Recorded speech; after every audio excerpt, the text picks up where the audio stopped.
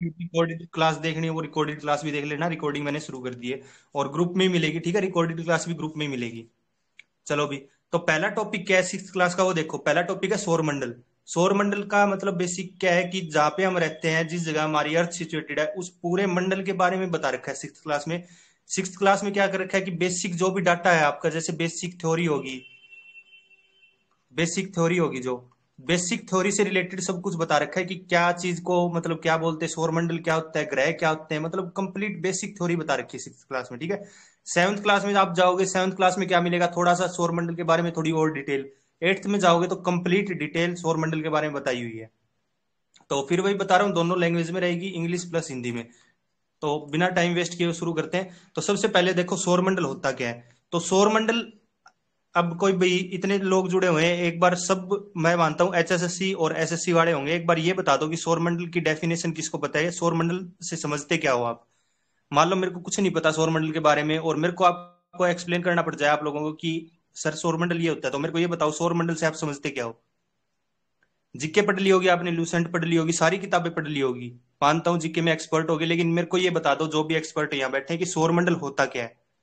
अगर किसी बच्चे को समझाना पड़ जाए सौरमंडल क्या है तो उसको कैसे समझाओगे, क्योंकि जब तक आप किसी चीज की डिटेल के बारे में, किसी चीज के बारे में डेफिनेशन ही नहीं पता होगी, तो उस चीज को बिल्कुल डीपली जाके पढ़ के फायदा नहीं है। तो मेरे को ये बता दो जितने भी जुड़े हुए हैं उनमें से कोई भी एक ऐसा इंसान हो जो ये बता सके कि सौरमंडल की डेफिनेशन क्या है, या किसी फिफ्थ या सिक्स क्लास के बच्चे को समझाना पड़े कि सौरमंडल होता क्या है, तो क्या बोलोगे उसको। कोई भी भाई, कोई भी, सबके लिए माइक ओपन है, कोई भी माइक ऑन करके ये बता दो मेरे को सौरमंडल होता क्या है। आपने एचएसएससी के एग्जाम दे लिए, एसएससी के एग्जाम दे लिए, बहुत सारे एग्जाम दे लिए, लेकिन आप ये बता दो कि सौरमंडल होता क्या है। आपने पढ़ लिया सौरमंडल है, सौरमंडल के अंदर अपना अर्थ है, अर्थ के ऊपर हम रहते हैं, तो अब मेरे को ये बताओ कि सौरमंडल की डेफिनेशन किसी को पता है।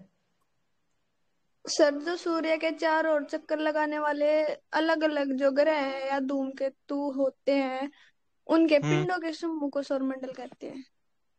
अच्छा, सूर्य के चारों ओर चक्कर लगाने वाले, तो कई ऐसे सौरमंडल है जिसमें सूर्य भी नहीं है, तो क्या वो सौरमंडल नहीं कहलाएगा ये?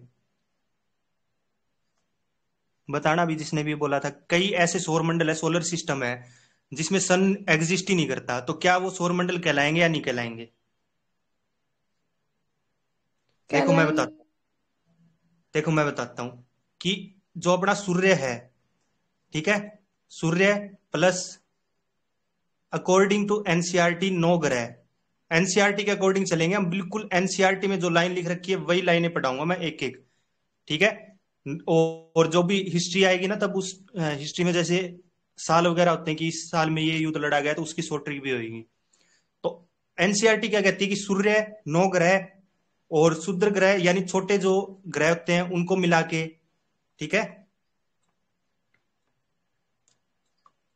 क्षुद्र ग्रह और प्लस उल्का पिंड,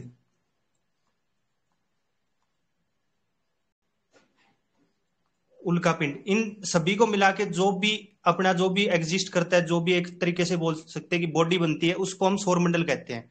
ठीक है, कल को आपको अगर कोई बच्चा भी पूछ लेना कि सौरमंडल होता क्या है, सोलर सिस्टम क्या होता है, सन प्लस नाइन प्लैनेट्स, एस्ट्रॉइड या फिर मेट्रॉइड और प्लस मतलब जो भी उल्का पिंड वगैरह उनको मिला के जो अपनी एक बॉडी एग्जिस्ट करती है उसको हम सौरमंडल बोलते हैं, ठीक है।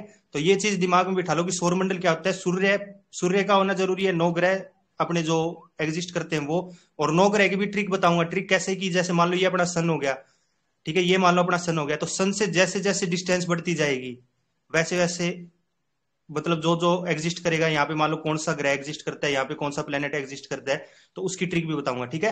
तो सौरमंडल की बेसिक बिल्कुल जीरो लेवल की definition according to NCERT class six, कि सूर्य प्लस नौ ग्रह और प्लस क्षुद्र ग्रह उल्का पिंड, ये सारे मिलके एक बॉडी जो बनाते हैं उसको हम सौरमंडल कहते हैं। अब कोई भी महानुभाव ये बता दो सूर्य क्या होता है। अब मान लो उस बच्चे को आपने ये बता दिया कि सौरमंडल क्या है, अब उस बच्चे ने ये पूछ लिया कि आपसे मान लो सूर्य या फिर सूरज, सूरज से आप क्या समझते हो, तो ये बताओ कि सूर्य या फिर सूरज, मान लो उस बच्चे को आपने ये बता दिया कि सोलर सिस्टम ये होता है, तो वो ये पूछेगा कि सन क्या होता है, सूरज क्या होता है, सूर्य क्या होता है, ये बताओ। तो याद रख लेना जो सौरमंडल होता है अपना, जो सोलर सिस्टम होता है, उसका अगर कोई सेंटर पूछे आपसे कि सौरमंडल का सेंटर कहाँ एग्जिस्ट करेगा, तो हम ये बोलेंगे कि सन पे सेंटर एग्जिस्ट करेगा, ठीक है। एक तरीके से इसको बोल सकते हैं कि ये क्या है, सौरमंडल का केंद्र है। ठीक है, केंद्र बोल सकते हैं इसको हम सौरमंडल का। आपको पता होगा कि इसके अंदर बहुत सारी गैसेज होती हैं, जिसकी वजह से इसको गर्मी मिलती है, या फिर ये जो हीट या फिर लाइट एमिट करता है, मतलब जो गर्मी है, ऊर्जा है, वो प्रोड्यूस करता है, तो वो सिर्फ गैसेज की वजह से, गैसेज के रिएक्शन की वजह से प्रोड्यूस करता है। क्लास 7th में पढ़ेंगे कौन कौन सी गैसेज होती है, कैसे रिएक्ट करती है। क्लास 8th में पढ़ेंगे कि फ्यूजन होता है या फिर फिजन होता है, मतलब सारी डिटेल बताऊंगा एक एक पॉइंट टू पॉइंट। अभी आपका क्लास 6th में बिल्कुल बेसिक बेस तैयार कर दूंगा, ठीक है। तो आपको कोई अगर ये डेफिनेशन पूछेगा तो आप फट से डेफिनेशन बताओगे। आपने जैसे एचएसएससी डी ग्रुप दिया होगा, उसमें जो साइंस की थी, वो साइंस की कंप्लीट डेफिनेशन पूछ रखी थी। उसमें बहुत सारे ऐसे क्वेश्चन थे जिसमें डेफिनेशन या प्रॉपर्टी पूछ रखी थी डायरेक्ट, जैसे एक वो मेलिएबिलिटी वाला क्वेश्चन था। तो वही चीज हम इसमें करेंगे। पहले 6th क्लास में हम क्या करेंगे, डेफिनेशन क्लियर करते चलेंगे। 7th की क्लास में उनके बारे में थोड़ी डिटेल्स में पढ़ेंगे, और 8th क्लास आते आते बिल्कुल ये समझ लो डीप में चले जाएंगे, ठीक है। तो भाई डाउट हो, डाउट हैंड टू हैंड पूछना। सबके लिए माइक ऑन है, किसी को बोलने पे ये नहीं कि पाबंदी हो, सब हर कोई बोल सकता है, सबके लिए माइक ऑन है। तो सौरमंडल, अब ये बता दिया कि सूरज है वो सौरमंडल का केंद्र है। इसके अंदर गैसेज होती है जिसकी रिएक्शन की वजह से हीट और लाइट प्रोड्यूस करता है। तो अब मेरे को ये बता दो कि ये पृथ्वी से लगभग कितनी दूरी पे सिचुएटेड है। एनसीईआरटी के अकॉर्डिंग बता दो पृथ्वी से कितनी दूरी पे। एसएससी प्रीवियस ईयर क्वेश्चन है, शायद 2012 या 13 का। अगर ये क्वेश्चन अब आ जाए, मान लो आप सीजीएल सीपीओ या फिर जो अब दिल्ली पुलिस आ रहा है उसकी प्रिपरेशन कर रहे हो, उसमें क्वेश्चन आ जाए कि सूरज पृथ्वी से कितनी दूरी पे सिचुएटेड है, तो अब ये बताओ कि कितनी दूरी पे सिचुएटेड है। वन कोई भी। Forty nine point six million kilometre 50 149। Million.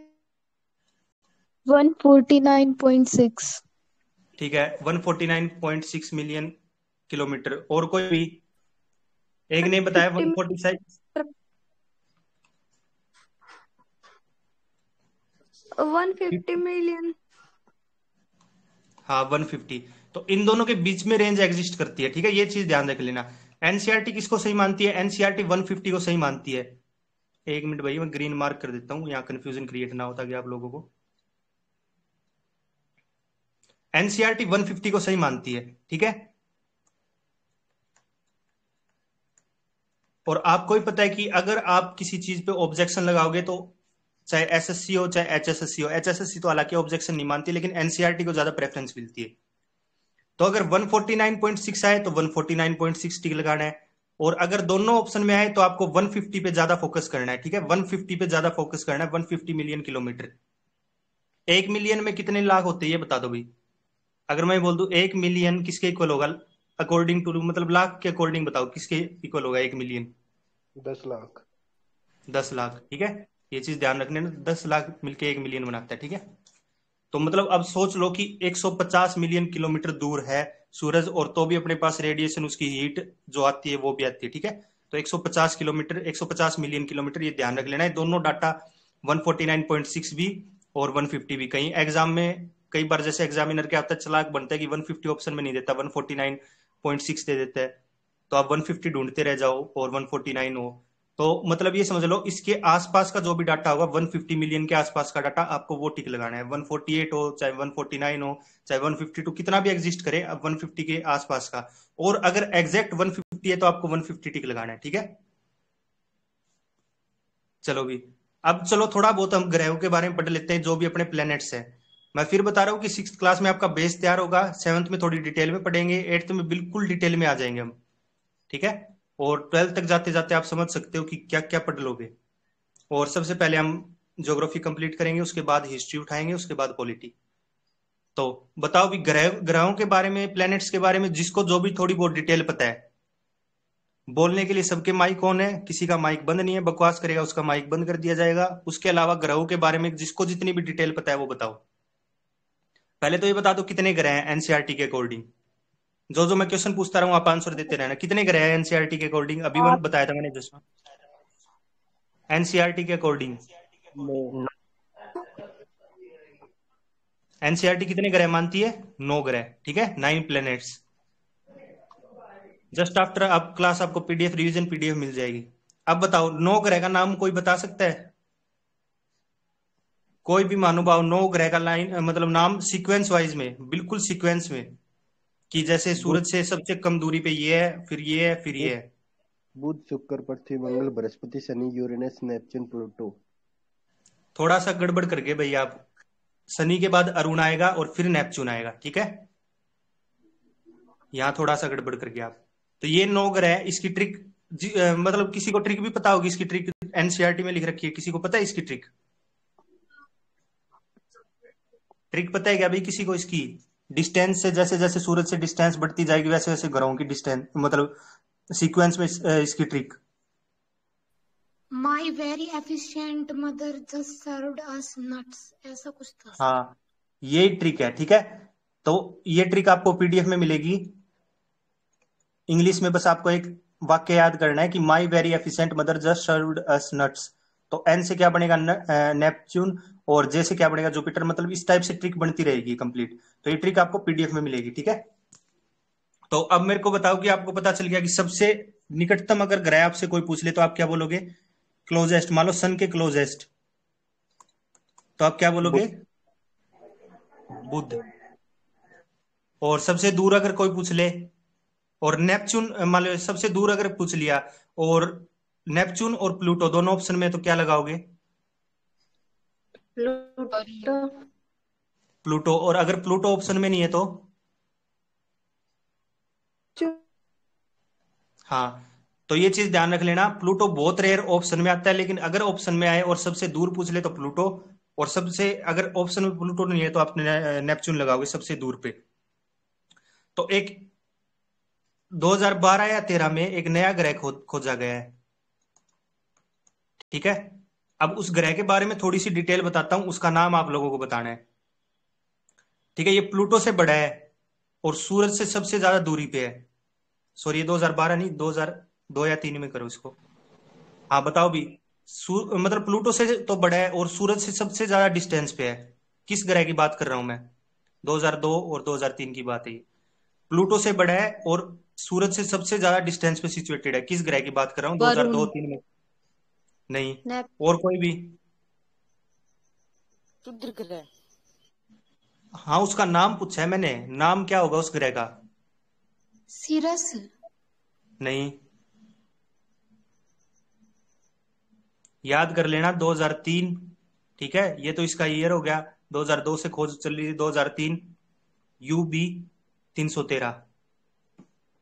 और इसको स्टार मार्क कर लेना, दिमाग में बैठा लेना ये चीज। 2002-3 में खोजा गया है, 2003 UB 313 नाम है उस ग्रह का। सबसे ज्यादा डिस्टेंस है सन से, और प्लूटो से बड़ा साइज है इस ग्रह का, ठीक है।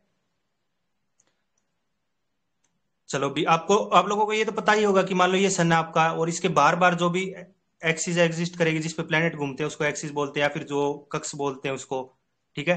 अब आ जाओ भी पृथ्वी के ऊपर। ग्रह के बारे में पढ़ लिया, पृथ्वी के ऊपर आ जाओ। ये पृथ्वी अगर मैं पूछ लूं कि सूरज से डिस्टेंस वाइज कौन से नंबर पे आता है, जो अपनी धरती है वो सूरज से डिस्टेंस वाइज की कौन से नंबर पे आती है, ये बताना भी कोई। Third sir. तीसरे नंबर पे, ठीक है। और ये कौन सा, मतलब अगर मैं पूछ लूं कि बड़े जो ग्रह है, जैसे सबसे बड़ा ग्रह मान लो एक नंबर पे अरेंज कर दिया, फिर उसके नीचे उससे छोटा, तो ऐसे अगर मैं अरेंज करूं तो पृथ्वी कितने नंबर पे आएगी साइज वाइज? फिफ्थ। फिफ्थ पे। फिफ्थ पे, ठीक है। ये चीज ध्यान रख लेना कि अगर ये पूछ ले कि डिस्टेंस वाइज कितने नंबर पे आएगी तो तीसरे नंबर पे, और साइज वाइज पूछ ले कि सबसे बड़ा, मतलब एक साइज में अगर हम उसको अरेंज कर दे, सबसे बड़ा ऊपर सबसे छोटा नीचे, तो पृथ्वी कौन से नंबर पे आएगी? फिफ्थ पे, ठीक है। और अगर ये पूछ ले डिस्टेंस वाइज तो थर्ड पे। तो मैं दोनों लिख देता हूं, साइज वाइज फिफ्थ और डिस्टेंस वाइज थर्ड, ठीक है। चलो भाई, ये हो गया। अब मेरे को ये बता दो, पृथ्वी का निकनेम बता दो, और इसका साइज, मतलब जो भी शेप है वो बता दो। भाई इतने बेसिक क्वेश्चन पूछ रहा हूँ, इतने बेसिक क्वेश्चन सबको बताऊंगी, क्लास 6 के क्वेश्चन है। पृथ्वी का जो शेप है वो बता दो कि अर्थ की शेप कौन सी है, और इसको किस नेम से? हाँ, ब्लू प्लेनेट से ही है, नीला ग्रह, ठीक है। ये तो इसका निकनेम हो गया। कौन सी शेप है भाई? इलिप्टिकल शेप या ओवल शेप। निकनेम क्या हो गया? Blue planet. ब्लू प्लेनेट क्यों कहते हैं ये तो सबको पता ही होगा। और इसकी शेप अगर पूछ ले, बताओगी? जीरोइड। स्फेरिकल लगा दूं या जियोइड लगाऊं, बताओगी? जियोइड। जियोइड। जियोइड क्यों बोली गई है यहाँ पे शेप?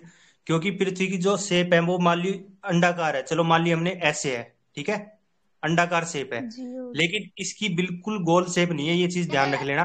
क्योंकि कहीं पे जैसे आपने देखा होगा माउंटेन्स है, ठीक है, कहीं पे आपने देखा होगा खाई है, कहीं पे आपने देखा होगा बिल्कुल प्लेन, जो वो क्या बोलते हैं एक तरीके से रेगिस्तान बोल सकते हैं, कहीं पे आपने देखा होगा कि समुद्र है, समुद्र भी अगर पानी सुखा दे तो बिल्कुल नीचे, मतलब पृथ्वी की जो शेप है वो बिल्कुल ऐसे टेढ़ी मेढ़ी शेप बोल सकते हैं हम उसको, ठीक है, एक तरीके से बिल्कुल गोल शेप नहीं बोल सकते, इस टाइप की टेढ़ी मेढ़ी शेप है, ठीक है। कहीं पे माउंटेन्स है, कहीं पे बिल्कुल आपके फ्लैट है, जो प्लेट्यू बोलते हैं, प्लेन्स बोलते हैं, कहीं पे आपके खाई है, कहीं पे आपके जो ओशन है अगर उसका पानी सुखा दिया जाए तो बिल्कुल एक जियोइड शेप है, ठीक है। 1 मिनट में आपको दिखाई देता हूँ,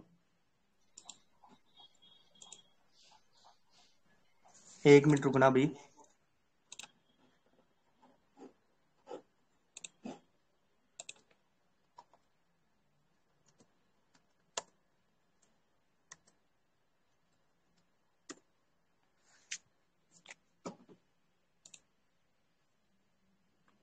ये देखो, ये ओरिजिनल शेप है अर्थ की। 1 मिनट रुकना भाई, हाँ, ये देखो, ये बिल्कुल ओरिजिनल शेप है अर्थ की, दिख रही होगी सबको, कहीं से टेढ़ी मेढ़ी है, कहीं से, मतलब अगर बिल्कुल पानी सुखा दे हम तो ये ओरिजिनल शेप होगी अर्थ की। तो आपको जिसने भी बताया कि स्फेरिकल शेप है, अंडाकार शेप है, वो आपको पागल बना रहा है, ठीक है, अभी तक तो। और ये इसकी बिल्कुल ओरिजिनल शेप है अर्थ की, ये देख लो भाई, अब बिल्कुल सबको क्लियर दिख रही होगी, ये इसकी ओरिजिनल शेप है अर्थ की। जैसे यहाँ पे मान लो माउंटेन्स हो गए अपने, यहाँ पे मान लो खाई होगी, कहीं पे समुद्र हो गया, कहीं पे रेगिस्तान हो गया, तो ओरिजिनल शेप अगर अर्थ की पूछ ले तो जियोइड शेप है, ठीक है। तो ये चीज ध्यान रख लेना, स्फेरिकल या फिर जो भी एग शेप्ड आता है कई बार ऑप्शन में, तो वो टिक मत लगाना, जियोइड ऑप्शन में तो जियोइड ऑप्शन। ये जो शेप आपको दिख रही है ये ओरिजिनल, बिल्कुल ओरिजिनल शेप है अर्थ की। कब? जब बिल्कुल अर्थ से पानी सूख जाए।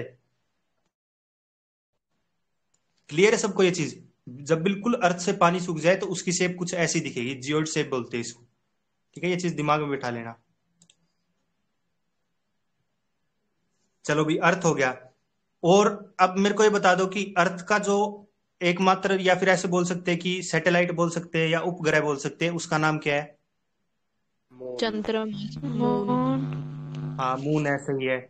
अब मून का मेरे को ये बता दो कि एज कंपेयर टू अर्थ, क्योंकि मून के जो क्वेश्चन आते हैं वो अर्थ के कंपैरिजन में ही आते हैं, तो उसका व्यास बता दो, या फिर ये बोल सकते हैं कि उसका एक तरीके से जो एरिया, मतलब जो एरिया तो नहीं बोलूंगा उसको मैं, रेडियस, रेडियस बता दो कितना होगा मून का, एज कंपेयर टू अर्थ बोला है मैंने, अर्थ के कंपैरिजन में,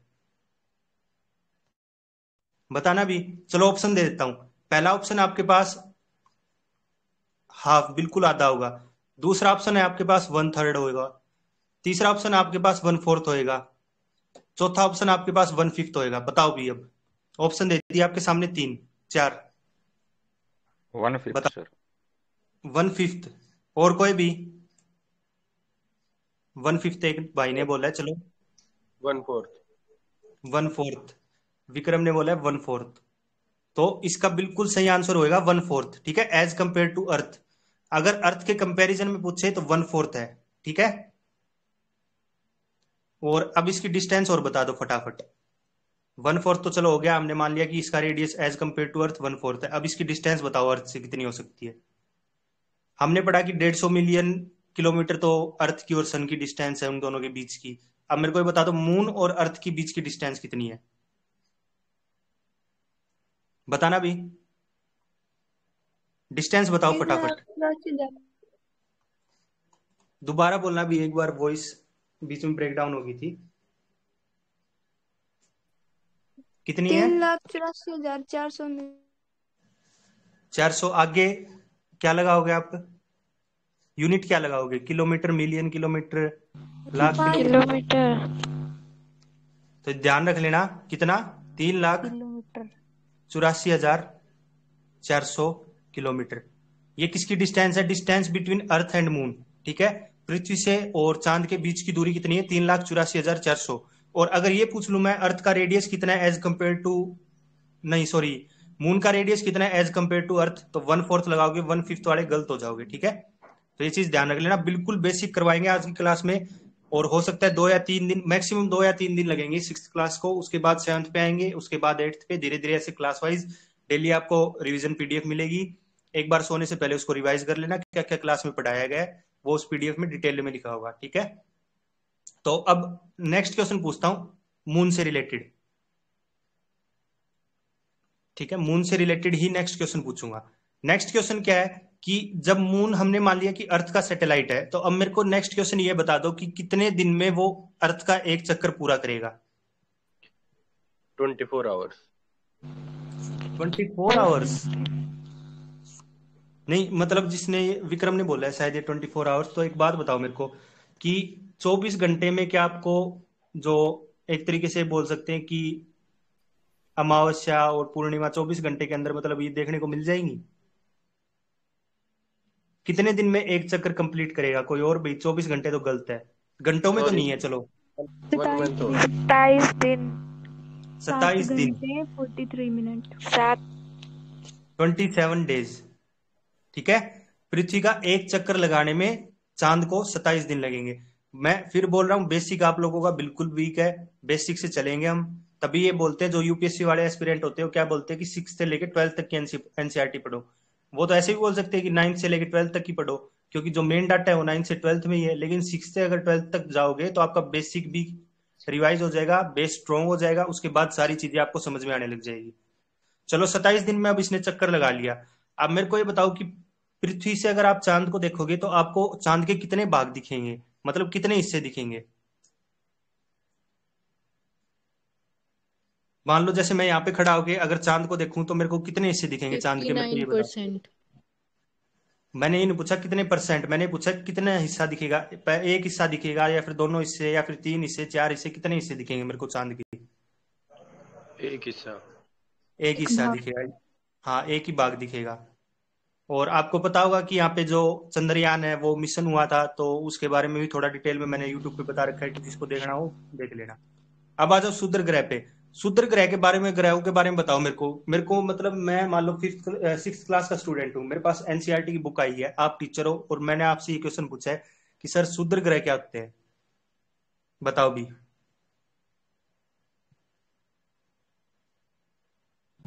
जिनकी खुद की कोई ग्रेविटी नहीं होती। बृहस्पति बीच के ग्रह। किसके बीच के ग्रह? बृहस्पति शुक्र। जिनकी खुद का कोई ग्रेविटेशनल फोर्स नहीं होता। अच्छा, जिनका खुद का कोई ग्रेविटेशनल फोर्स नहीं होता। तो क्या मून पे ग्रेविटी एग्जिस्ट करती है? No sir. मतलब मून इंग्लिश मून में पे क्या शूद्र कहेंगे ग्रह सर हो गया। शूद्र को? क्या भी? शूद्र को सर इंग्लिश में क्या कहेंगे? बताना भी कोई महानुभाव, शूद्र को इंग्लिश में क्या क्या बोलोगे? एस्ट्रॉइड। हाँ, और मेट्रॉइड को क्या बोलेंगे? उल्का। हाँ, उल्का पिंड, ठीक है। मेट्रॉइड को उल्का पिंड और शूद्र ग्रह को एस्ट्रॉइड, ठीक है। अब बताओ भी शूद्र ग्रह होते क्या है, मेरे को ये बताओ। चलो मैं फोटो दिखा देता हूँ, फिर देखते हैं फिर कोई बताता है।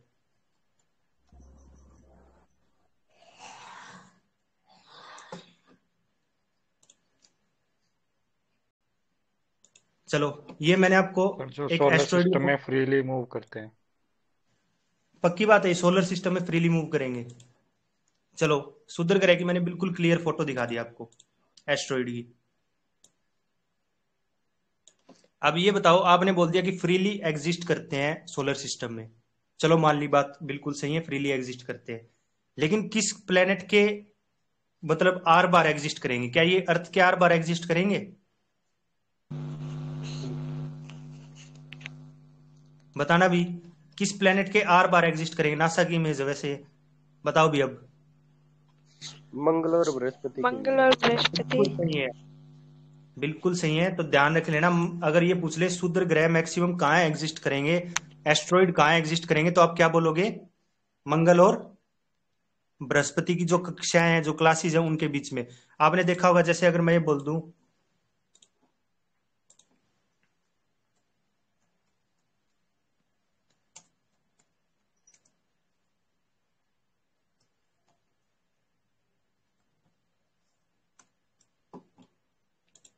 अभी दिखाई देता हूँ, बिल्कुल बेसिक से चलेंगे हम। हाँ ये देखो भी, ठीक है। अब ये आपको छोटे छोटे, बिल्कुल छोटे छोटे ये पत्थर से दिख रहे होंगे, किसके बीच में? मंगल और बृहस्पति की कक्षाओं के अंदर जो एग्जिस्ट करेंगे उनको हम क्षुद्र ग्रह बोलेंगे, ठीक है। ये कई बार क्या होता है कि ये इतनी तेज रोटेट होते हैं, मान लो जैसे मैं आपको थोड़ा सा समझाऊं कि ये धरती पे कैसे आते हैं वो देख लो। मान लो जैसे ये आपका मंगल ग्रह हो गया, ठीक है, ड्राइंग पे मत जाना, भी ड्राइंग बहुत बेकार है मेरी वैसे। और ये मान लो आपके क्षुद्र ग्रह, इसके बार बार एक, मतलब बिल्कुल ये बोल सकते हैं कि क्लास में रोटेट कर रहे हैं, ठीक है। ये बिल्कुल छोटे छोटे क्षुद्र ग्रह हो गए। अब होता क्या बेसिकली, मान लो कोई भी एक क्षुद्र ग्रह है, उसकी स्पीड इतनी ज्यादा हो जाती है, रोटेट करते करते घूमते घूमते इतनी स्पीड ज्यादा हो जाती है कि वो अपनी क्लास को छोड़ के, यानी अपनी कक्षा को छोड़ के, वो किसी बड़ी जो ऑब्जेक्ट जिसकी खुद की ग्रेविटेशनल फोर्स है, जैसे सन हो गया, उसकी तरफ एकदम स्पीड से जाने की कोशिश करता है। तो होता क्या है, बीच में जैसे मान लो ये अपना सन हो गया, यहाँ पे मान लो अपना अर्थ है, ठीक है। तो बीच में क्या हो गया कि जैसे मान लो ये यहां से निकल के और सन की तरफ जाने लग गया, तो बीच में जैसे अर्थ आ जाएगा तो वो अर्थ के ऊपर ही टकरा के रह जाएगा। या फिर अर्थ के अगर वो बिल्कुल साइड से जा रहा है तो अर्थ क्या करेगी, उसको अपनी तरफ अट्रैक्ट कर लेगी, क्योंकि अर्थ की क्या है, खुद की एक ग्रेविटेशनल फोर्स है।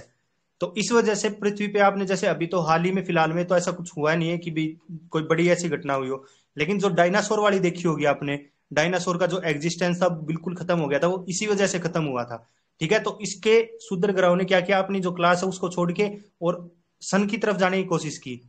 ये मैं ऐसे लिख देता हूं, सन में, सन की तरफ जाने की कोशिश की। और बीच में क्या हुआ, बीच में रोटेट करते करते सन की तरफ पृथ्वी बीच में आ गई, अर्थ बीच में आ गई, ठीक है।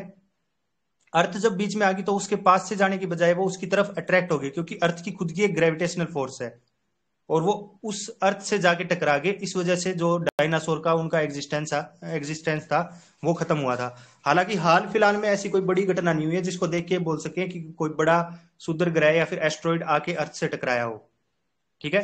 अब मेरे को बता दो भी, सबसे बड़ा क्षुद्र ग्रह एस्ट्रॉइड बताओ, सबसे बड़ा, बिगेस्ट।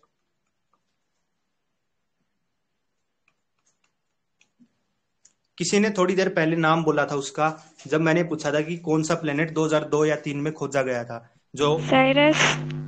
हाँ ठीक है। तो ध्यान रख लेना, अगर सबसे बड़ा क्षुद्र ग्रह आपसे कोई पूछे तो सेरस, ठीक है। ये चीजें दिमाग में बैठा के चलना। मैं फिर बोल रहा हूँ, 6th में आपका जो बेसिक है वो क्लियर होगा, बेसिक बेस स्ट्रॉन्ग करूंगा, 7th में बेस स्ट्रॉन्ग करने का काम होगा, 8th में हम थोड़ा सा डिटेल में, 9th में बिल्कुल डिटेल में, और 10th में तो ये समझ लो। अब आ जाओ मीटरॉइड्स पे, जिनको उल्का पिंड बोलते हैं। उल्का पिंड के बारे में बताओ भी, अब मेरे को थोड़ा सा, मेरे को ये बताओ उल्का पिंड होते क्या, किसी को पता है? एस्ट्रॉइड और जो मेट्रॉइड है, यानी फिर जो क्षुद्र ग्रह है और जो उल्का पिंड है, उनके बीच में डिफरेंस बताओ। आपने ये पढ़ लिया कि क्षुद्र ग्रह मंगल और बृहस्पति के बाहर जो क्लास होती है, कक्षा होती है, उसके बीच में एग्जिस्ट करते हैं, ठीक है। लेकिन मेरे को ये बता दो कि मैं ये पूछूं उल्का पिंड और क्षुद्र ग्रह के बीच में डिफरेंस क्या होगा। किसी बच्चे को अगर आप समझाना चाहो, 6th क्लास के बच्चे को, तो कैसे समझाओगे कि उनके बीच में डिफरेंस क्या होता है? अब दोनों ही चीजों के पास खुद की कोई ग्रेविटेशनल फोर्स नहीं होती, ठीक है, ये भी मान ली, खुद का कोई एक फिक्स क्लास नहीं होता, ये भी मान ली, लेकिन दोनों फ्रीली एग्जिस्ट करते हैं, ये भी मान ली। लेकिन मेन डिफरेंस क्या हो गया, एक का नाम एस्ट्रॉइड रख दिया हमने, एक का नाम मेट्रॉइड रख दिया। ऐसा क्या रीजन था जिसकी वजह से एक का नाम एस्ट्रॉइड पड़ा, एक का नाम मेट्रॉइड पड़ा? बताओ अभी, एक का नाम क्षुद्र ग्रह पड़ा, एक का नाम उल्का पिंड, किस वजह से पड़ा? कोई बता सकता है अभी? भाई बुरा मत मानना, लेकिन रियलिटी है, बेसिक आप लोगों का बिल्कुल भी स्ट्रॉन्ग नहीं है, ठीक है। जिसका बेसिक स्ट्रॉन्ग नहीं है वो डेली क्लास लेना 6th 7th की। हमारा इस क्लास में कोई फायदा नहीं है, बल्कि मेरे तो 1-1.5 घंटा 2 घंटे खराब हो रहे हैं। अगर यूट्यूब पे लेता थोड़े बहुत व्यू मिलते, थोड़े बहुत पैसे भी मिलते, थोड़े बहुत सब्सक्राइबर भी बढ़ते, लेकिन टेलीग्राम पे इस वजह से ले रहा हूँ कि जो भी आपका डाउट हो हैंड टू हैंड क्लियर हो, ताकि रात को जब आप सो तो दिमाग में ये डाउट नहीं रहना चाहिए भाई ये क्या था, अगर सर से पूछ लेता रात को, मतलब इस टाइप के डाउट दिमाग में नहीं रहने चाहिए। जो भी डाउट है हैंड टू हैंड क्लियर करो। अब मेरे को सीधा सीधा ये बताओ, उल्का पिंड और क्षुद्र ग्रह के बीच में डिफरेंस क्या होता है? ल्यूसेंट पढ़ लिया आपने? सर जो पृथ्वी के वायुमंडल में प्रवेश करते हैं उनको तो क्षुद्र ग्रह मतलब कि उल्का पिंड कहते हैं। और अच्छा, अगर मैं ये बोलूं कि दोनों जो एटमॉस्फेयर अर्थ का, पृथ्वी का वायुमंडल है, दोनों उसके अंदर प्रवेश करते हैं, फिर वो तो भाई फ्रीली एग्जिस्ट कर सकते हैं, वो तो मतलब फ्रीली एग्जिस्ट करते हैं, वो तो कहीं पे भी जा सकते हैं। अर्थ नहीं, वो तो मून पे जाके गिर सकते हैं, किसी और प्लेनेट पे जाके गिर सकते हैं। हो सकता है वो सूरज से टकराए जिसकी वजह से हीट वेव जनरेट हो। बताओ भी मेन डिफरेंस बताओ मेरे को, एस्ट्रॉइड और मेट्रॉइड यानी क्षुद्र ग्रह और उल्का पिंड के बीच में मेन डिफरेंस बताओ। मान लिया आपने लूसेंट पढ़ ली, सारी किताबें पढ़ ली, लेकिन जब आपको ये ही नहीं पता कि उनके बीच में डिफरेंस क्या है, तो फायदा क्या है उस चीज का, मेरे को ये बताओ। HSSC एग्जाम देने के, SSC एग्जाम देने का फायदा क्या है? सबका माइक ओपन है, कोई भी बोल के डिफरेंस बता दो मेरे को एस्ट्रॉइड और मेट्रॉइड के बीच में। किसी को भी नहीं पता, सर मतलब मे भी उल्का पिंड के पास अपनी रोशनी होती है, हीट होती है खुद की। ये भी कोई डिफरेंस नहीं है। उल्का पिंड के पास 1 मीटर से कम का व्यास होता है और क्षुद्र ग्रह से 1 मीटर से अधिक का शायद। अच्छा, मैं ये बोल दूं कि क्षुद्र ग्रह आपको ये समझ लो कि 1 सेंटीमीटर से लेके और कई किलोमीटर तक एग्जिस्ट करते हैं, और यही बात मेट्रॉइड में 1 सेंटीमीटर से लेके कई किलोमीटर तक इनका जो रेडियस हो वो हो सकता है। अब मेरे को मेजर डिफरेंस बताओ इन दोनों के बीच में क्या होगा। सर ये यही किसी मार भी खाते हो आप हेमनली लोग। बॉडी के अराउंड रिवॉल्व नहीं करते। क्या भी दोबारा बताना। सर किसी भी हेमनली बॉडी के अराउंड रिवॉल्व नहीं करते मेट्रॉइड।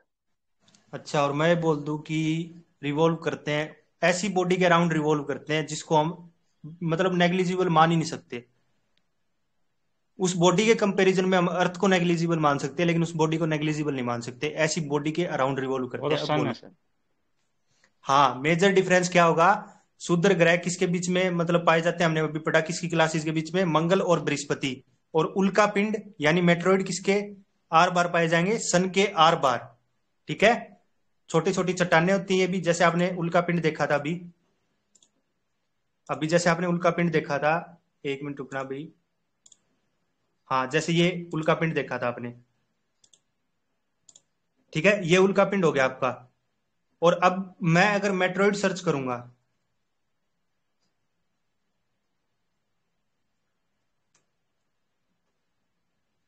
ठीक है, तो देखने में आपको कोई भी डिफरेंस नहीं लगेगा मेट्रॉइड और इसके बीच में। जैसे ये हो गया भाई, अब बताओ देखने में कोई डिफरेंस लग रहा है इन दोनों के बीच में? ये मान लो आपका, हाँ ये एस्ट्रॉइड हो गया मान लो आपका, ठीक है, और ये आपका मेट्रॉइड हो गया, और ये आपका एस्ट्रॉइड हो गया। देखने में कोई डिफरेंस लग रहा है दोनों के बीच में? डिफरेंस मोटा मोटा इतना है कि जो एस्ट्रॉइड होते हैं यानी जिनको क्षुद्र ग्रह बोलते हैं, वो कहाँ एग्जिस्ट करेंगे?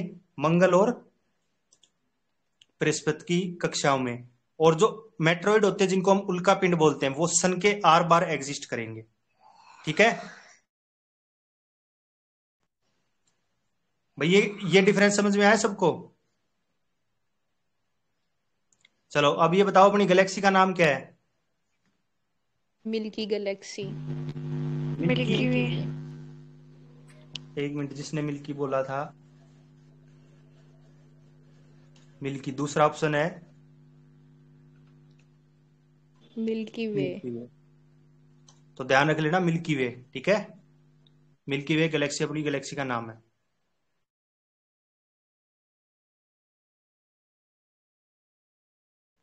तो भाई बेसिक तो यही था। अब जो ट्रिक वगैरह है वो आपको PDF में मिलेगी। तो नेक्स्ट चैप्टर शुरू करें या फिर आज इतना ही रहने दे, ये बताओ एक बार मेरे को।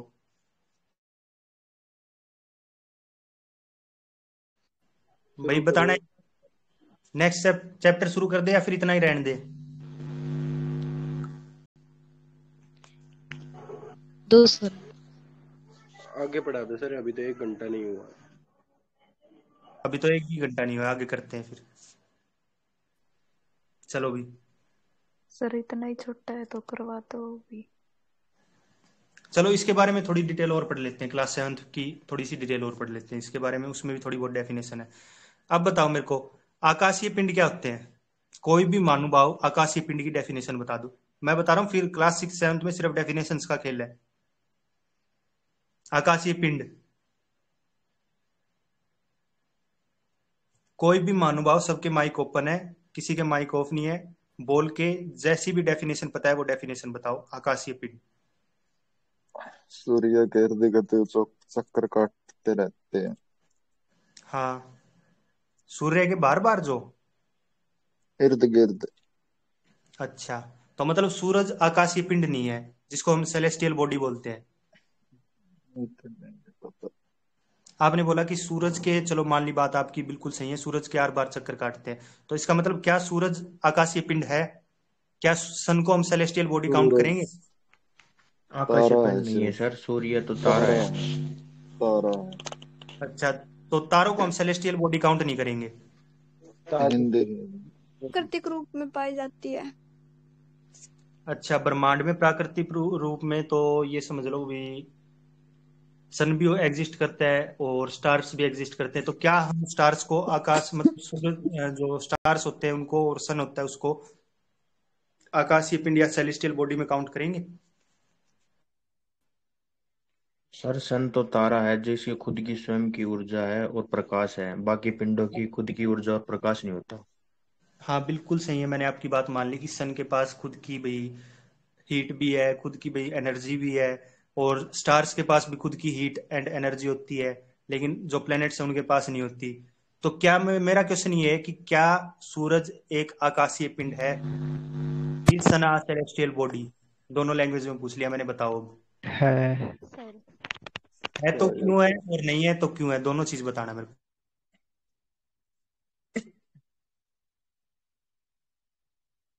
भाई देखो, इस क्लास का मतलब ये नहीं कि मैं आपको पढ़ाऊं और आपको जो भी चीजें कुछ आधी समझ में आए कुछ नहीं समझ में आए और आप अपने जाके आराम से रिवाइज करके सो जाओ। इस क्लास का मतलब ये है कि आपके मन में जो भी डाउट्स हैं उन डाउट्स को बाहर निकालो, ताकि कल को अगर आपको इस क्लास से रिलेटेड जो भी मतलब कंप्लीट हम पूरा करेंगे, 6 से लेकर 12 तक जाएंगे, ज्योग्राफी कंप्लीट करेंगे, फिजिक्स ये सॉरी पॉलिटी कंप्लीट करेंगे, हिस्ट्री कंप्लीट करेंगे, सब कुछ कंप्लीट करेंगे, इको भी कंप्लीट करेंगे। लेकिन जब आप बिल्कुल ये हो जाएगा कि अब कोर्स कंप्लीट हो गया, उसके बाद एक छोटा सा भी डाउट आपके मन में नहीं रहेगा। ठीक है, इसी वजह से मैं आपसे क्वेश्चन बार बार अलग अलग क्वेश्चन पूछ रहा हूँ। अब अगर कल को यही क्वेश्चन आ जाए, मान लो एसएससी ने क्वेश्चन पूछ लिया, एचएसएससी ने पूछ लिया, या आप किसी भी एग्जाम की तैयारी कर रहे हो उसने क्वेश्चन पूछ लिया कि क्या सन एक मतलब आकाशीय पिंड या सूरज आकाशीय पिंड है या फिर सन सेलेस्टियल बॉडी है या नहीं, तो आप क्या आंसर करोगे? और ऑप्शन है यस, नो, मे बी और नन ऑफ द अबव। मनुष्य द्वारा मतलब उनकी रचना मनुष्य द्वारा नहीं की जाती, इसलिए जो सूरज है उसकी रचना भी मनुष्य द्वारा नहीं की जाती, इसलिए।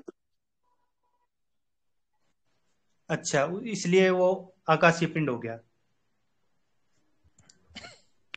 तो भाई एक चीज ध्यान रख लेना, जितनी भी अपने यूनिवर्स में जितनी भी चीजें रिवॉल्व कर रही है, यूनिवर्स की बात हो रही है, अर्थ के ऊपर की बात नहीं हो रही। अब अगर कल मैं ये पूछ लूं कि मान लो भी आप लोग हो, आप लोग आकाशीय पिंड हो, तो आप मना कर देना कि नहीं, पृथ्वी की एक अकेले प्लेनेट की बात नहीं हो रही, बात हो रही है पूरे यूनिवर्स की।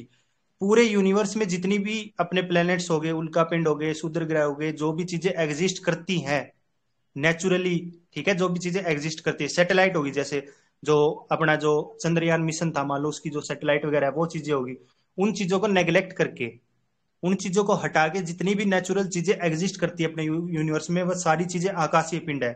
चाहे वो सूर्य हो, पृथ्वी हो, चंद्रमा हो, चाहे कोई भी तारा वगैरह कोई कुछ भी हो, तो वो सारी चीजें सेलेस्टियल बॉडीज में काउंट होंगी।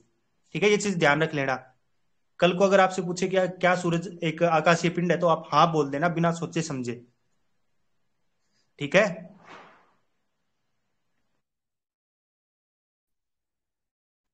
चलो भी अब मेरे को थोड़ी सी डेफिनेशन बता दो प्लैनेट्स के बारे में। प्लैनेट्स पढ़ लिया, थोड़ी डेफिनेशन बताना भी, ग्रह क्या होते हैं?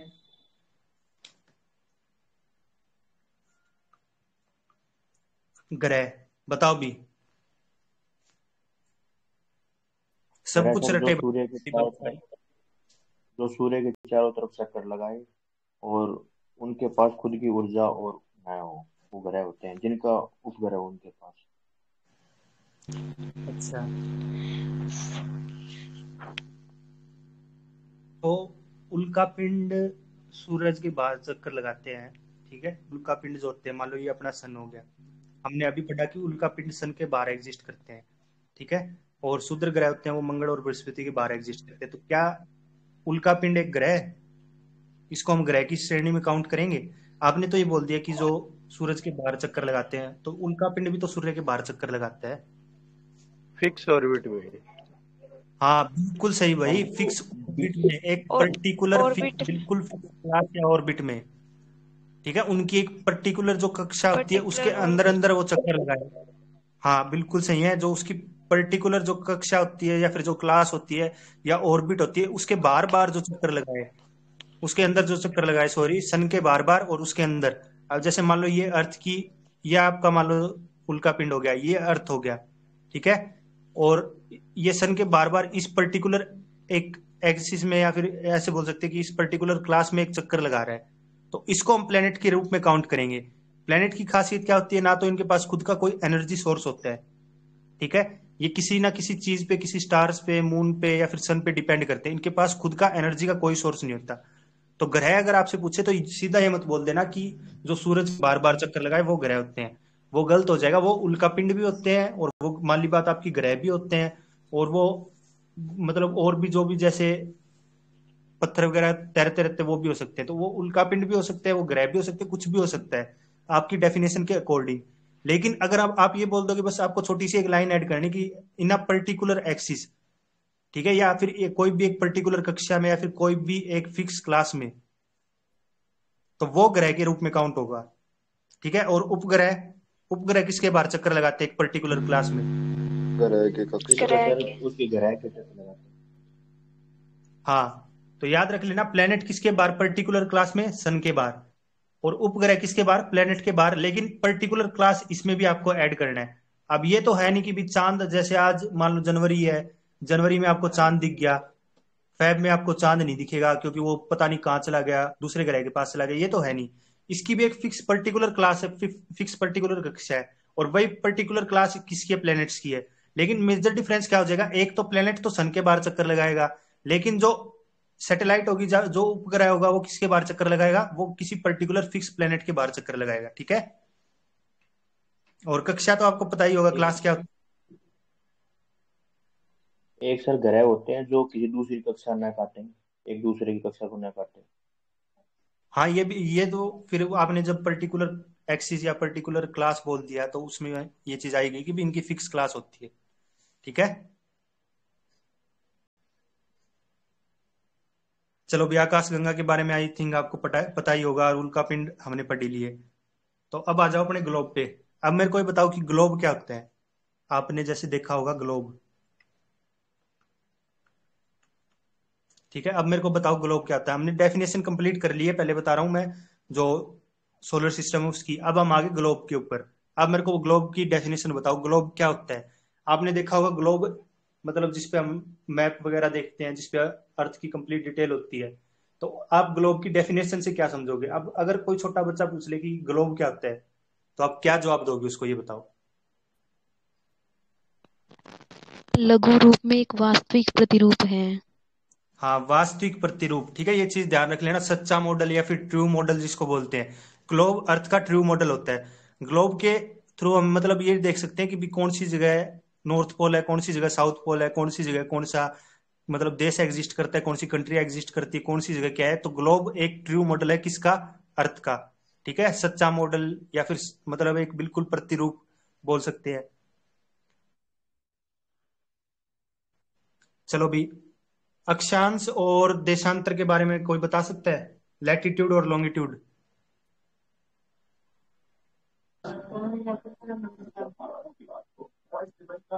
कोई भी महानुभाव लैटिट्यूड या लॉन्गिट्यूड के बारे में को कुछ भी मतलब छोटी सी भी डिटेल बताओ, किसी को भी।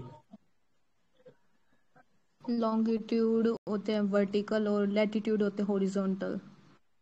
अच्छा, बस सर ये ये काल्पनिक क्या भी लाइन होती है सर, ये लाइन होती है जिसके थ्रू अपन लोकेशन का पता लगाते हैं। तो वो लाइन हमें तो नहीं दिखती अर्थ पे। चलो मान ली लाइन होती है, काल्पनिक लाइन होती के है आगे ये। Imaginary lines. हाँ, इमेजिनरी ऐड करना है।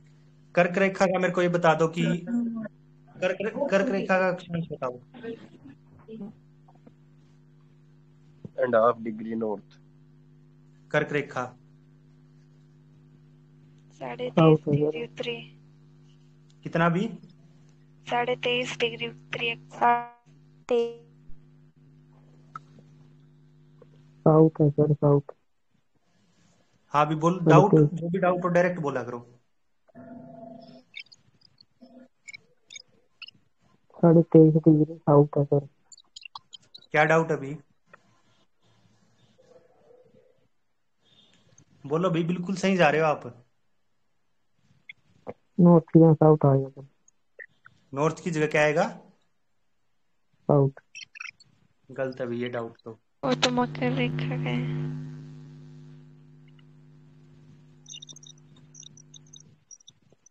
इन दोनों में से कोई भी ऑप्शन में हो, ठीक है, 23.5 हो चाहे ना हो, 23 मतलब मोस्टली तो 23.5 ही मिलेगा, ठीक है। तो 23.5 है तो 23.5, अगर 23 है तो 23, दोनों में से कोई भी ऑप्शन में हो। अब भाई जो भी साउथ वाला था वो मकर रेखा का बताना। चलो इसका तो आपने साउथ बता दिया, कर्क रेखा का। मकर रेखा का, 62 डिग्री। कर्क रेखा का 23.5 डिग्री साउथ। एक मिनट भाई, मैं दिखाई देता हूँ आपको इमेज। मध्य रेखा रही जिससे भागी। एक मिनट भाई, इनका डाउट दूर कर ही देते हैं हम।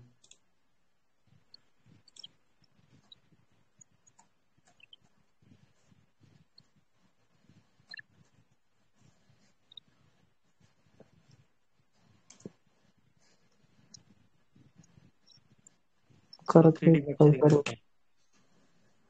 23.5 डिग्री। एक मिनट, इनका ये डाउट दूर कर देते हैं ताकि एग्जाम में इनसे गलती ना हो, ठीक है। एक मिनट भाई, एक मिनट, कोई ढंग की इमेज नहीं है। चलो भी सबको दिख रहा होगा।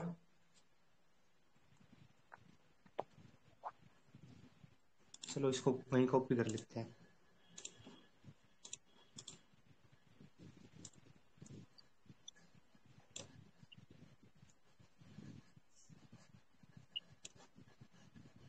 हाँ अब आई गेस सबको दिख रहा होगा। हाँ चलो अब बताओ भी, कर्क रेखा का आप कितना बता रहे थे? 23.5 साउथ। नॉर्थ है, नॉर्थ। हाँ आप नहीं, एक का डाउट था कि 23.5 साउथ। तो ये कौन सा पोल है ये बताओ मेरे को, ये वाला पोल कौन सा पोल काउंट करूं मैं? North pole. नॉर्थ पोल हो गया, ठीक है, ये नॉर्थ पोल हो गया। इससे आप जैसे जैसे नीचे आओगे, ठीक है, मान लो ये इक्वेटर हो गया आपका बिल्कुल, ये समझ लो यहाँ पे 0 डिग्री है, मतलब भूमध्य रेखा जिसको बोलते हैं, इक्वेटर बोलते हैं, ठीक है। तो इससे अगर आप ऊपर रहोगे तो कौन सा हिस्सा काउंट होएगा? इससे अगर आप नॉर्थ हिस्सा, नॉर्थन हेमिस्फीयर काउंट होगा इससे ऊपर वाला।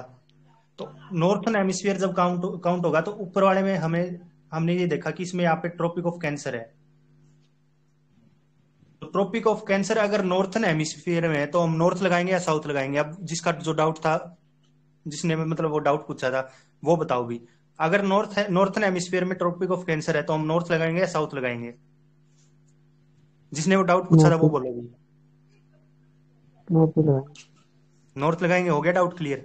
अब जैसे हम इक्वेटर से नीचे की तरफ आएंगे, ये मान लो आपने बता दिया कि नॉर्थ पोल है, ये वाला साउथ पोल है, जैसे लिखा हुआ है साउथ पोल, ठीक है। तो जैसे जैसे हम इक्वेटर से, मान लो यहाँ पे तो ना तो नॉर्थ पोल एग्जिस्ट करता ना साउथ पोल एग्जिस्ट करता इक्वेटर पे।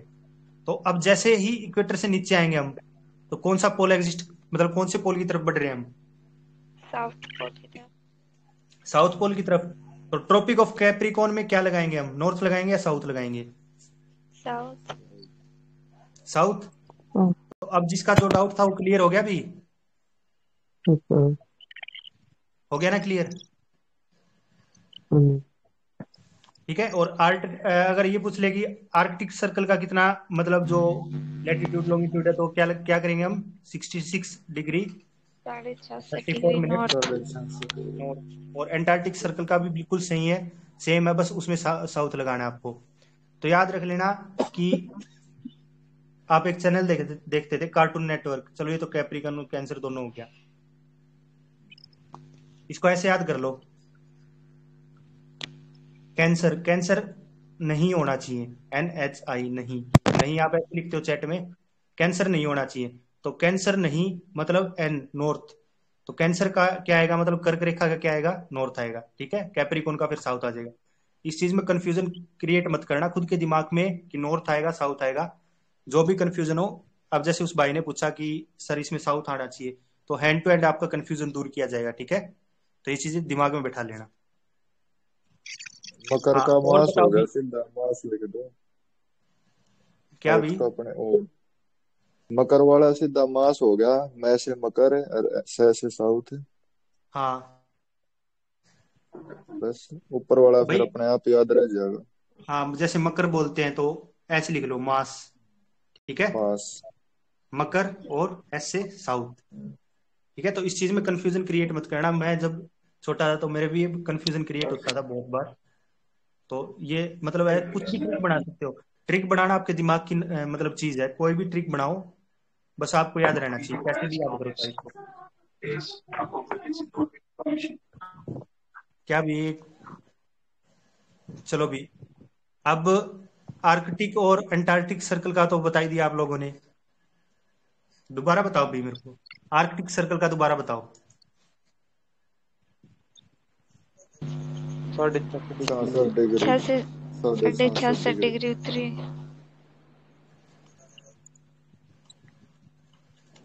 और अंटार्कटिक का 66 डिग्री दक्षिण। हाँ, तो इस चीज में भी कंफ्यूजन क्रिएट। अच्छा एक चीज और बताओ मेरे को। अक्षांश हो रहेगा सर। एक मिनट एक मिनट एक मिनट एक मिनट। अब मेरे को ये बताओ कि ये 34 के मतलब इसको मैं कैसे पढ़ूंगा। ये मतलब 66 डिग्री 34 नॉर्थ लिख दिया, तो मैं इसको पढ़ने का प्रॉपर वे क्या है। तो ये चीज ध्यान रख लेना कि 66 डिग्री 34 मिनट नॉर्थ। ठीक है, अगर कोई पूछे तो प्रॉपर वे यही है। मतलब बिल्कुल बेसिक से चलेंगे हम, 6th और 7th में बिल्कुल बेसिक। आप लोग बोलोगे कि ये चीजें तो हमें आती है, आधे बोलेंगे कि भी नहीं आती। मतलब ऐसा बिल्कुल बेसिक से चलते हुए और 8th 9th में एडवांस लेवल पे चलेंगे। ठीक है, तो वही तो बात है, खाली घड़ा भरने में सही रहेगा, भरे भराए में तो दिक्कतें देगी। हाँ वही आप वाली बात बिल्कुल सही है भाई। जो शायद प्रीत बोला था या कौन बोला था, कि आप वाली बात सही है। एक चीज ये सोच लेना कि अब तक जो आपने जीके पढ़ी है उसको भूल जाओ। ठीक है, बिल्कुल बेसिक से चलेंगे हम, 6 से लेकर 12th तक। तो जो भी आपने पढ़ा है अभी तक उसको दिमाग से निकाल दो कि मैंने ये पढ़ा है ये पढ़ा है। क्योंकि ल्यूसेंट में ना, एक चीज बताऊं, आज बता ही देता हूँ चलो। ल्यूसेंट बहुत बेसिक बुक है। ठीक है, कोई भी प्रिपरेशन करेगा वो ल्यूसेंट सबसे पहले उठाएगा, चाहे HSSC करे चाहे SSC करे। ल्यूसेंट में गलती कहाँ करेगा, सबसे आगे हमें क्या दे रखी है, हिस्ट्री। डेफिनेशन। अच्छा वो क्या वो करेगा, हिस्ट्री से शुरू करेगा। ठीक है, पहले पेज पे हिस्ट्री दे रखी है, हिस्ट्री से स्टार्ट कर देगा। भाई हिस्ट्री होती है, उसमें जैसे स्टार्टिंग में डिटेल्स लिख रखी है कि हिस्ट्री क्या क्या होती है, हिस्ट्री के कितने पार्ट है, वो वही से शुरू कर देगा। ठीक है, फिर उसको ये नहीं पता होगा कि जैसे कई ये बोल देते कि हिमालयन क्षेत्र से आए या फिर उस हिस्से से आए, मतलब जो भी आए थे मुगल वगैरह आए थे उस हिस्से से आए थे।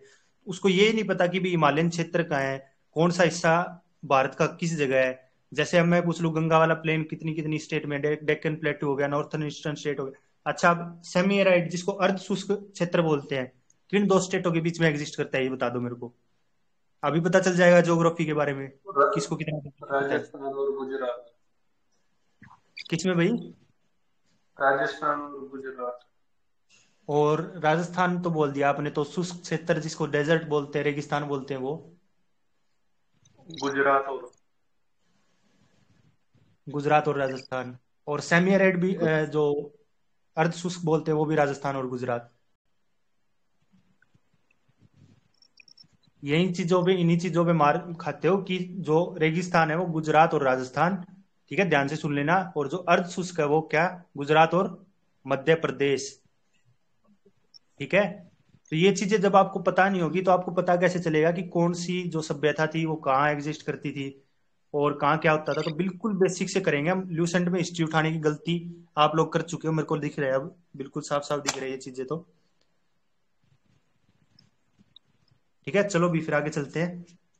अब हमने पढ़ लिया क्या, कर्क रेखा, मकर रेखा और आर्कटिक सर्कल, एंटार्कटिक सर्कल। अब मेरे को बता दो जो ताप क्षेत्र होते हैं पृथ्वी के, उनको ताप क्षेत्र को क्या बोलते हैं, मतलब उनकी डेफिनेशन क्या है। ताप क्षेत्र से आप क्या समझते हो, बताना भी कोई महानुभाव। किसी एरिया का तापमान का पता लगे सर, वहाँ एवरेज तापमान क्या है। अच्छा, एग्जैक्ट तापमान क्या है उसको ताप क्षेत्र बोल दिया आपने। ठीक है, तो अब ये बताओ कि मान लो जैसे मैं बिल्कुल हिमालय के टॉप पे चला गया, ठीक है, जहाँ माइनस में टेम्परेचर है, या फिर रशिया में चला गया बिल्कुल सर्दियों के टाइम में जहाँ माइनस में टेम्परेचर रहता है, तो टेम्परेचर तो वहां भी पता चल रहा है, क्या उसको भी ताप क्षेत्र बोलेंगे हम?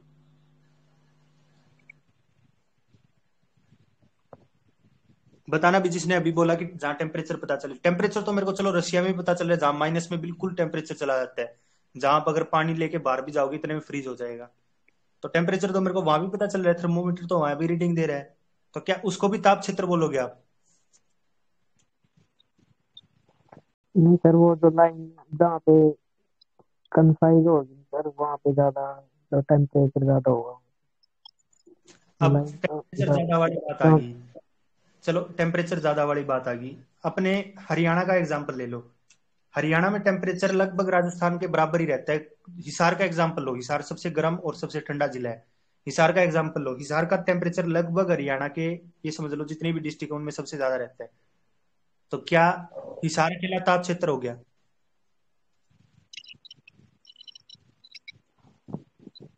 क्या सर? भाई हिसार हरियाणा का एग्जाम्पल लिया हमने, हिसार में अगर सबसे ज्यादा टेम्परेचर है तो क्या हिसार अकेला ताप क्षेत्र हो गया? ये बताओ मेरे को। नहीं सर। तो ताप क्षेत्र से समझते क्या हुआ, मेरे को ये बता दो, ताप क्षेत्र होता क्या है?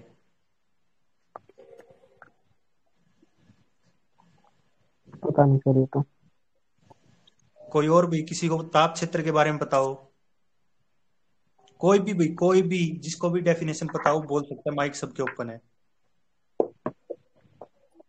सर ताप क्षेत्र कर्क रेखा और मकर रेखा के बीच का पार्ट होता है क्या? चलो थोड़ा बहुत सही है, बीच का पार्ट मान लिया हमने, उस पार्ट का नाम क्या है ये बताओ। टेम्परेट जोन शायद। टेम्परेट जोन तो ताप क्षेत्र हो गया। शुभत रेखा है क्या सर? नहीं, अब बता दो।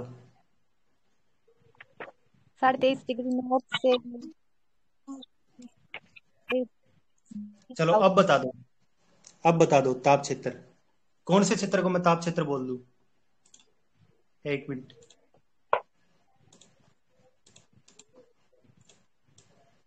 हाँ अब बताओ भी कौन से क्षेत्र को मैं ताप क्षेत्र बोलूं? हाँ सबको दिख रही होगी ये इमेज, बताओ भी कौन से क्षेत्र को मैं ताप क्षेत्र बोलूंगा? सब कुछ सामने ओपन कर दिया। उपोष्ण कटिबंधीय उच्च वायु दाब की पेटी, जो ये है सर। अच्छा, इसको ताप क्षेत्र बोलूंगा। और कोई भी? उपोष्ण और भूमध्य रेखा सर, दोनों। ये दोनों, ये 23.5 से 66 के बीच वाला, 23.5 से 66 इसके बीच वाला है क्या? चलो ये इंक्लूड करूं मैं। और कोई भी? ब्लू है सर। कौन सा भी? ब्लू कलर है सर। ब्लू कलर तो भाई पूरे में नहीं है। साउथ, पर्पल में। हाँ पर्पल में तो नहीं। बताओ भी ताप क्षेत्र किसको इंक्लूड करूं मैं? सब कुछ सामने ओपन पड़ा है बिल्कुल, मतलब ये समझ लो बिल्कुल डिटेल में ये इमेज, इससे डिटेल में शायद ही कोई इमेज दे पाएगा, जितनी बनाई है बहुत बढ़िया बनाई है। अब ये बताओ मैं किसको इंक्लूड करूं, कौन से क्षेत्र को मैं ताप क्षेत्र में इंक्लूड करूं?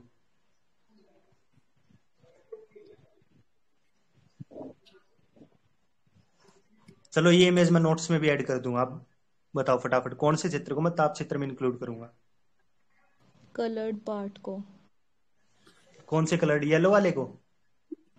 ये जितने भी है। अच्छा, इन पार्ट्स को ताप क्षेत्र। सर जो येलो कलर है ये मेरे हिसाब से ताप क्षेत्र में इंक्लूड होंगे, जहाँ पे हाई टेम्परेचर हो। भाई जिसने भी उस उष्ण कटिबंधीय उच्च वायुदाब की पेटी बताई थी,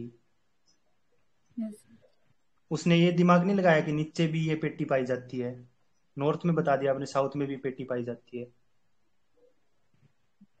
नहीं, ये 23 से 66 के बीच का, दोनों साइड का है सर। ये मैंने ना भाई 23 से 66 का नहीं है, 23 से 66 के बीच का नहीं है। 23 मान लो 23.5 डिग्री ये हो गया, ठीक है। एक मिनट भाई, इसको इरेज करके दिखाता हूँ आपको। मान लो 23.5 डिग्री ये हो गया, 23.5 डिग्री ये हो गया, 66 डिग्री ये हो गया। क्या इसके बीच के हिस्से को हम ताप पेटी बोलेंगे? नहीं सॉरी, ताप पेटी बोल रहा हूँ, ताप क्षेत्र बोलेंगे। और आपने यहाँ पे ये बता दिया।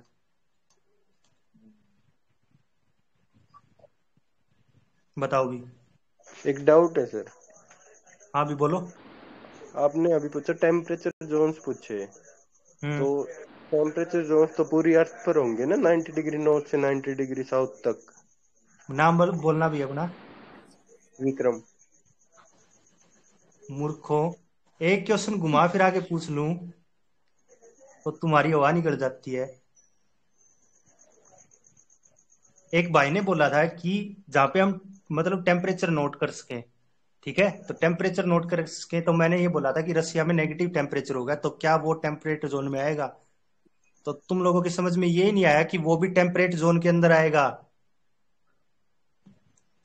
कोई उष्ण कटिबंधीय उच्च वायु दाब की पेटी बता रहा है, कोई कुछ बता रहा है, कोई कुछ बता रहा है। तो ये चीज ध्यान रख लेना, यहाँ टेम्परेचर येलो वाले पोर्शन में टेम्परेचर ज्यादा होगा, पूरी पृथ्वी पे टेम्परेट जोन होंगे। बेसिक बिल्कुल वीक है, ये वाला टेम्परेचर ज्यादा होगा, ठीक है, ध्यान रख लेना। उष्ण कटिबंधीय उच्च वायु दाब की जो पेटी होगी वहां पे टेम्परेचर, और भूमध्य जो रेखा होगी वहां पे टेम्परेचर ज्यादा होगा, ठीक है। अब मेरे को ये बताओ, मध्यम टेम्परेचर कौन सी जगह होगा? मीडियम टेम्परेचर जिसको बोलते हैं। ये 3 काट दो, 1 2 और 3। मीडियम टेम्परेचर बताओ। जहाँ पे पछुआ पवन लिख रखा है दोनों पार्ट्स में।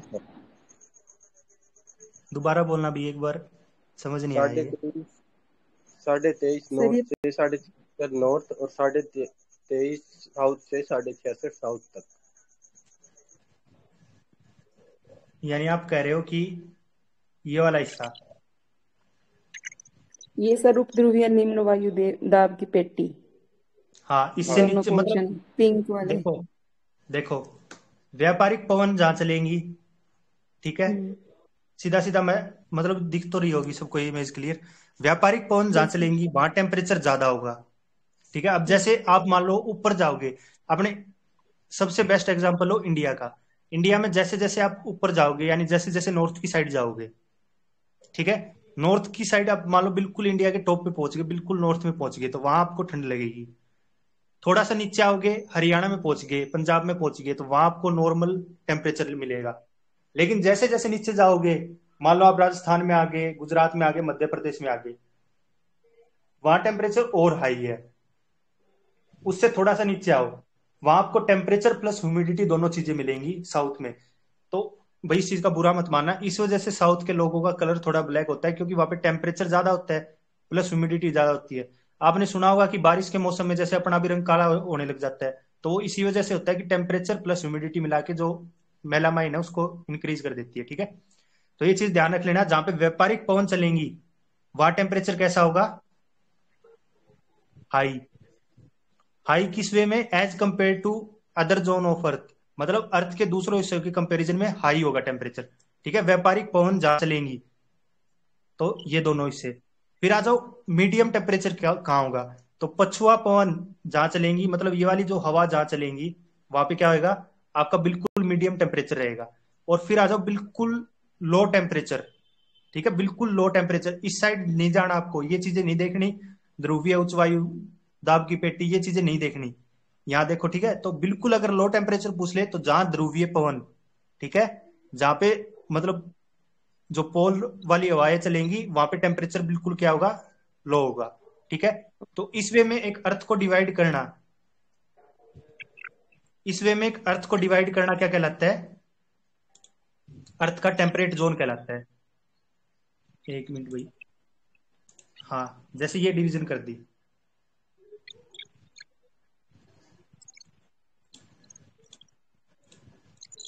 अब देखो, अब ध्यान से देखना, सबको समझ में आएगी ये चीज।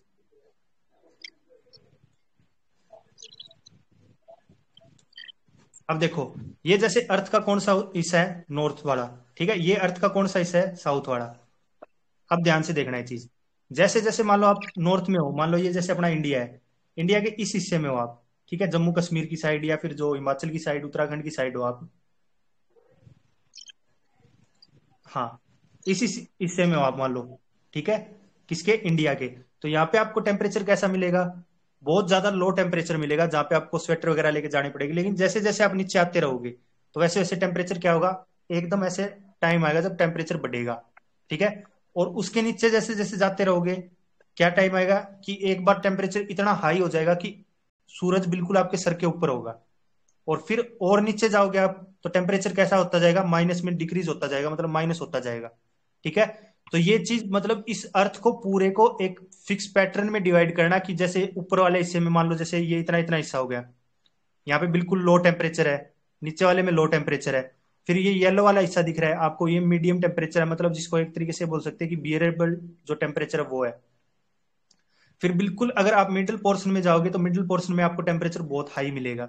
तो इस वे में अर्थ को डिवाइड करना ही क्या कहलाती है, ताप क्षेत्र पृथ्वी के, ठीक है।